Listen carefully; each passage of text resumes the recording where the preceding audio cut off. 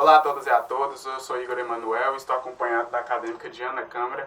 Hoje recebemos na Faculdade de Direito de Santo Agostinho o Dr. José Carlos, promotor de justiça, e que hoje fala sobre o combate à corrupção.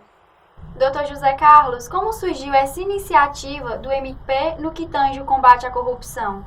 Bom, o combate à corrupção, a defesa do patrimônio público, a defesa da sociedade em geral, é uma das missões constitucionais do Ministério Público.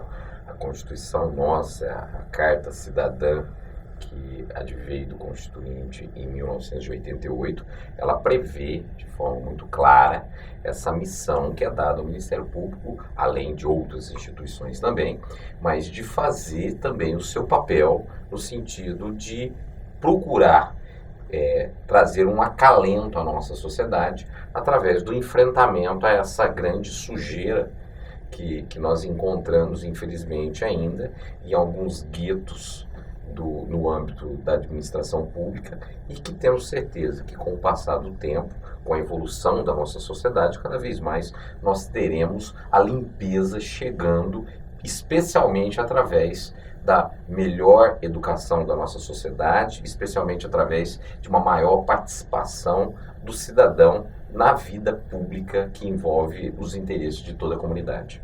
Dr. José Carlos, como se dão as operações do Ministério Público no que tange ao combate efetivo dessas atividades de corrupção e de improbidade? O Ministério Público de Minas Gerais, ele tem os seus órgãos. Nós temos diversos setores dentro da estrutura administrativa cuja a grande parte das suas incumbências reside exatamente em desenvolver atividades, seja de cunho preventivo, seja de cunho repressivo, voltada à defesa do patrimônio público, do enfrentamento à improbidade administrativa ou à corrupção. Nós podemos aqui descrever vocês no âmbito do Centro de Apoio Operacional às Promotorias do Patrimônio Público, do qual eu sou o coordenador. O Centro de Apoio Operacional, ele tem em sua estrutura a função de prestar apoio aos promotores que têm atribuição na defesa do patrimônio público. Hoje, então, nós temos um centro que é chamado pela sigla CAOPP, CAOPP, esse Centro de Apoio Operacional do Patrimônio Público. Ele tem, dentro da sua estrutura, a previsão do Grupo Especial de Promotores de Defesa do Patrimônio Público, que é o GEP.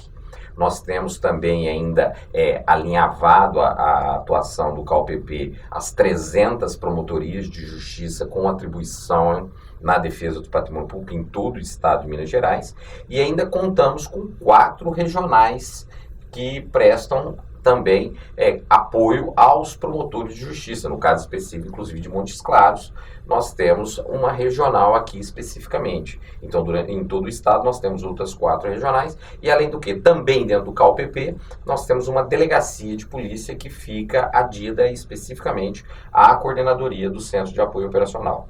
Mas não é apenas só essa estrutura.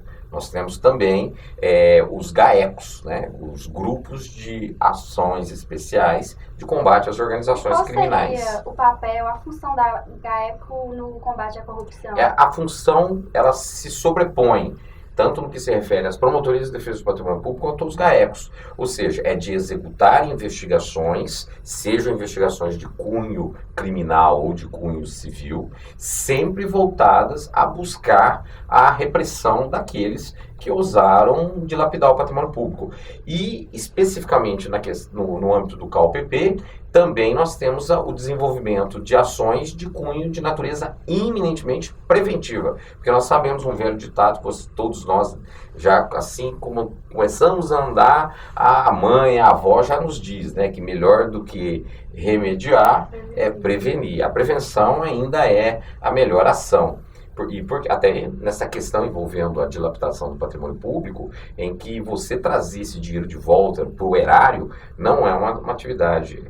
Geralmente se fazem valer de laranjas, essas pessoas procuram levar esse dinheiro para fora do país, então existe uma dificuldade. Então o melhor caminho sempre é a prevenção. E nós, inclusive, estamos, neste ano de 2017, os promotores de defesa do patrimônio público de Minas Gerais iniciaram já agora em abril, na primeira semana do mês de abril deste ano, os 2 projetos que estão dentro das nossas prioridades no âmbito da defesa do patrimônio público, que é o projeto Viajante Errante, Passo Sem Rumo e o Águas Limpas, né? O que é que nós verificamos nessas situações? Esses 2 projetos, o Viajante Errante, os promotores estarão agora fazendo uma verificação de toda a legislação que regulamenta o custeio de viagem de agentes públicos no âmbito municipal, seja do Executivo, seja do Legislativo.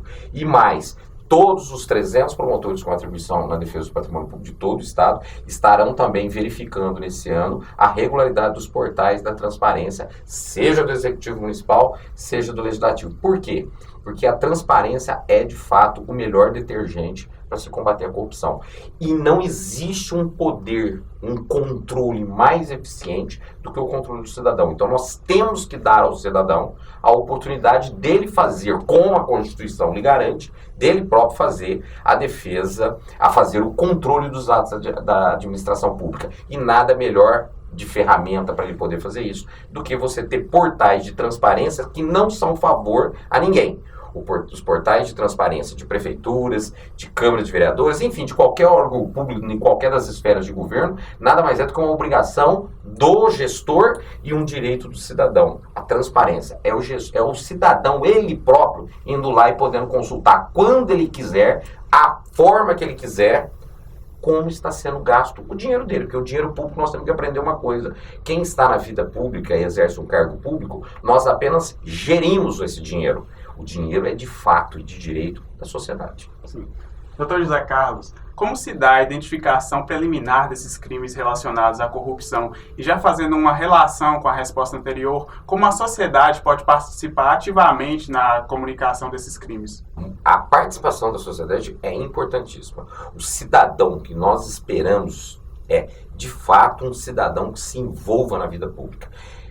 Hoje em dia, muitas das vezes a gente escuta, especialmente nos jovens, e os jovens têm que perder essa ideia equivocada, errônea e absurda de que política é coisa ruim, de que político é tudo mau caráter. Não, nós não podemos confundir política com politicagem, nem político com politiqueiro. Ou seja, o jovem tem que participar. Então, a primeira, como a sociedade pode ajudar a fazer esse país avançar cada vez mais, é efetivamente participando dos acontecimentos públicos que tem. E participando das discussões políticas que tem na cidade.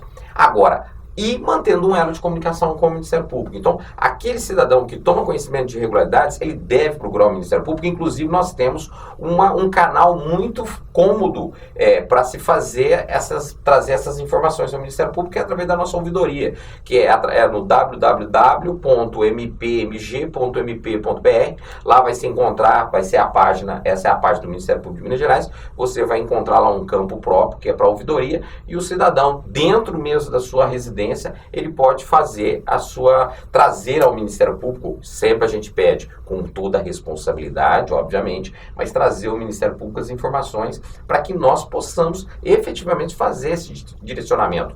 Qual é a melhor forma que um promotor de justiça tem para identificar onde ele precisa de fato atuar, onde de fato a sociedade para a qual ele trabalha e quer que ele atue, mantendo os seus ouvidos abertos para a sociedade.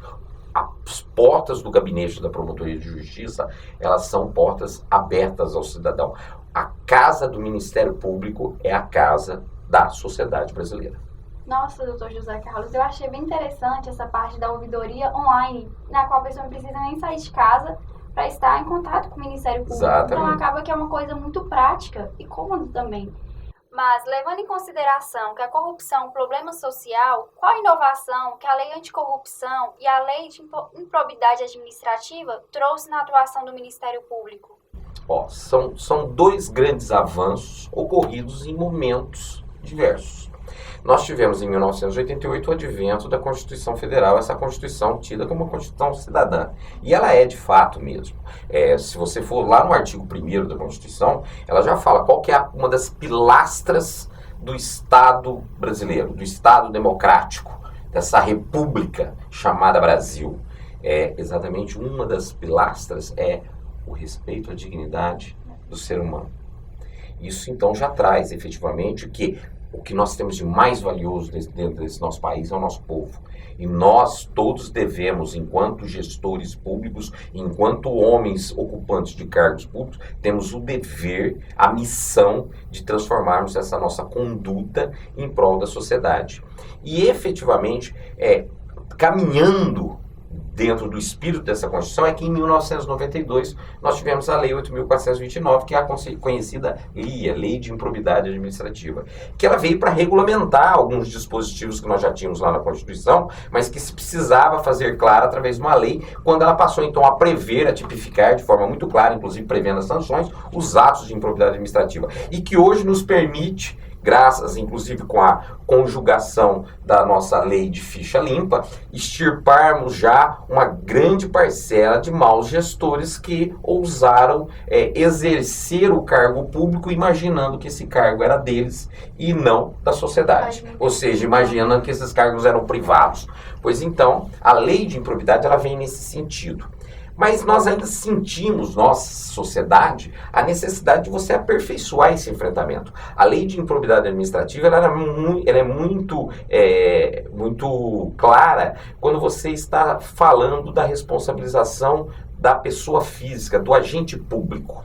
Então ali você já tinha uma incidência bem peculiar, mas claro, com possibilidade de aplicação a pessoa jurídica, sim, mas podemos dizer assim que o foco central dela é, de fato, o agente público ímprobo. Pois bem, a lei anticorrupção, agora em 2013, ela vem e traz agora e põe uma pá de cal nessa discussão que havia vez ou outra quando nós estávamos diante de um enfrentamento, do embate jurídico, tendo no polo passivo também empresas, pessoas jurídicas. Ela vem agora e coloca uma pá de cal e realmente traz a responsabilização de forma muito clara dessas pessoas jurídicas. Mas mais do que responsabilização, tem dois pontos que eu acho muito importantes que a sociedade tem. Todo mundo fala assim da lei anticorrupção e todo mundo já vem com aquela questão, nossa, é uma lei repressiva, uma lei repressiva. Não, essa lei ela traz também importante pontos de caráter preventivo. A questão dos regimes de integridade, ela estimula o compliance, ela traz ali o estímulo de forma muito clara para que as empresas, as pessoas jurídicas, elas adotem as medidas para que elas sejam as primeiras a se fiscalizarem de forma que seus agentes não venham a praticar atos que sejam contrários aos interesses do país, interesses ao erário.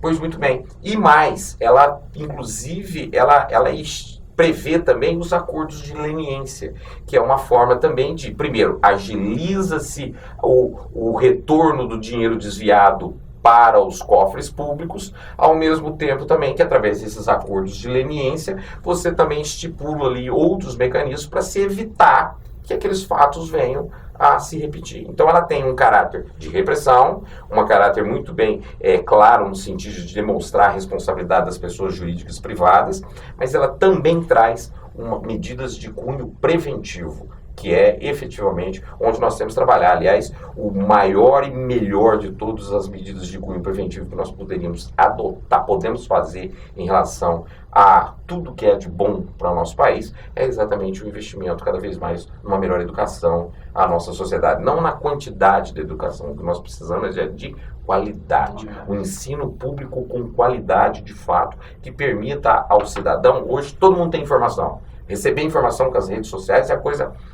Mas qual que é a qualidade dessa informação? Então você tem que ter aquele que está recebendo essa informação, ele precisa ter uma formação razoável para que ele possa fazer o seu juízo de valor e não ser apenas uma vaquinha de presépio, de ser conduzido aí por informações que muitas das vezes, infelizmente, são manipuladas em favor deste ou daquele interesse. Dr. José Carlos, em relação a outra novidade legislativa, a Lei 12.850 de 2013, a Lei de Combate às Organizações Criminosas, como ela pode ajudar na repressão da corrupção e de outros atos de improbidade administrativa?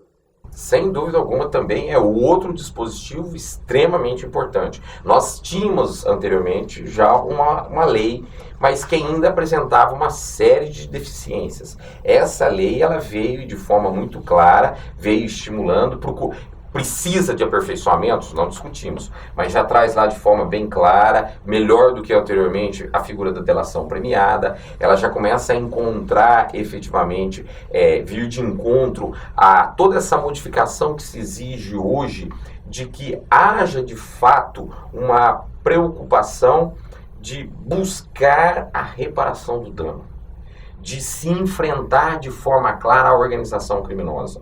Aquele ladrão de galinha, aqueles crimes praticados no passado, alguns até com descrições até na doutrina de uma forma até um tanto romântica, nós temos que entender que isso é coisa do passado.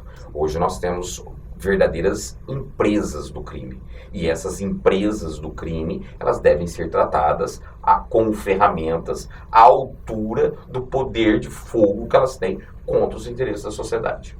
Levando em consideração, aproveitando o gancho dessa fala do senhor de empresas do crime, essa corrupção é uma característica da esfera pública, de empresas públicas, ou também a preponderância na esfera privada? Nós temos que entender o seguinte, na esfera pública, ninguém vem de Marte, ninguém vem de Saturno. Primeiro, na esfera pública, os homens e mulheres que ali estão são seres humanos. E especificamente, quando nós entramos no cargo eletivo, efetivamente, e na grande parte deles, nós estamos ali de quem? Brasileiros, né? E vamos aqui dar vamos focar bem no Congresso Nacional, por exemplo.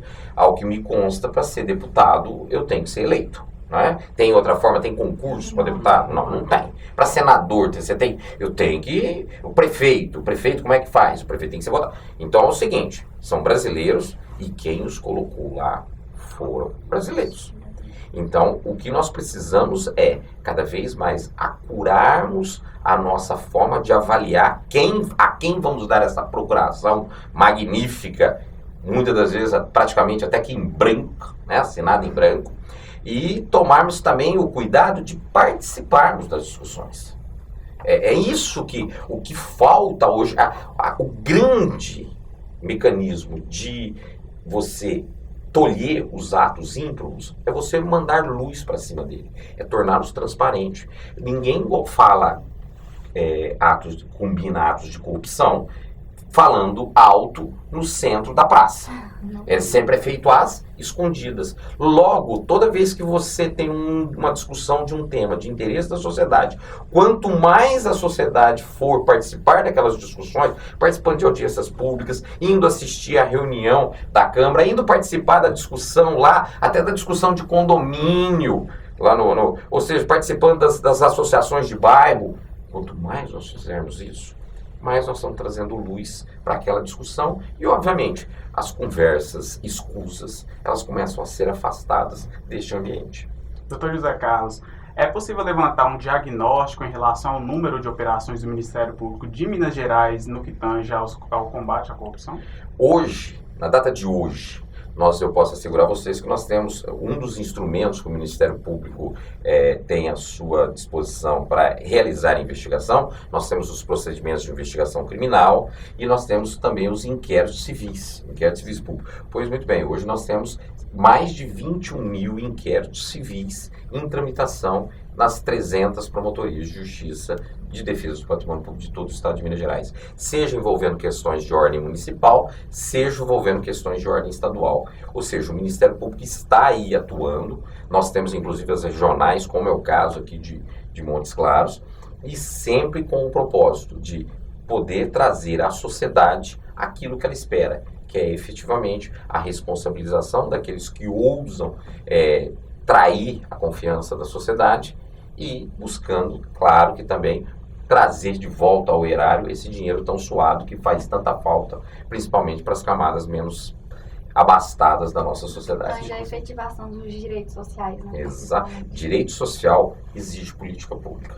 política pública para ser executada não existe almoço de graça. Política pública, para ser executada, precisa de dinheiro. Quanto mais dinheiro é desviado, menos políticas públicas voltadas a uma verdadeira justiça social nós vamos ter sendo executadas. Por isso mesmo a sociedade deve fiscalizar esses atos e atuar junto ao MP nesse combate constante. Né? A participação da sociedade é fundamental.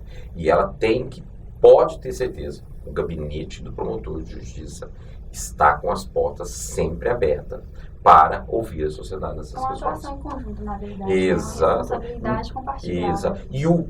Porque tudo isso é de fato de quem? Da sociedade. Dr. José Carlos, alguns estudiosos, alguns doutrinadores acreditam que a corrupção é uma coisa inerente da vida em sociedade. O senhor acredita nessa afirmativa?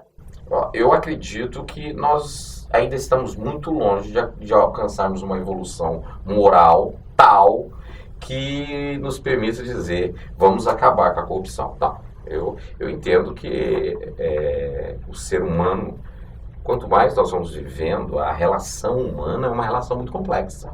Então, você entre duas pessoas já tem a certa dificuldade. Imagina quando você vai inserindo dentro de um ambiente mais pessoas. E imagine então quanto você tendo ainda mais pessoas num determinado ambiente e uma estrutura social ainda deficitária às necessidades daqueles indivíduos. Ou seja, começam a haver os conflitos. E esses conflitos, muitas das vezes, tendem não só a prejudicar aqueles próprios indivíduos que estão em conflito, mas também, muitas das vezes, em toda a sociedade que os cerca.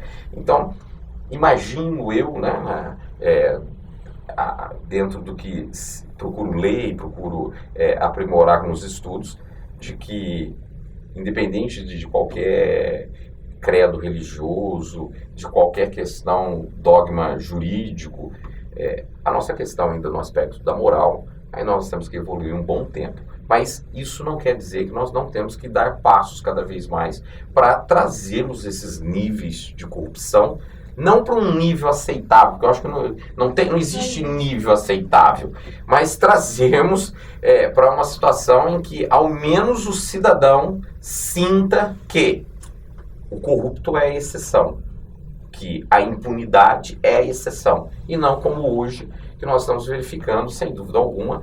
De um lado, você tem a sociedade se mostrando feliz com o que tem sido possível descortinar com as investigações, mas, por outro lado, você também acaba vendo uma sociedade um tanto que também muito triste, se assim podemos dizer, o que mais me assusta, às vezes até mesmo com algum sentimento de descrédito em relação ao Estado.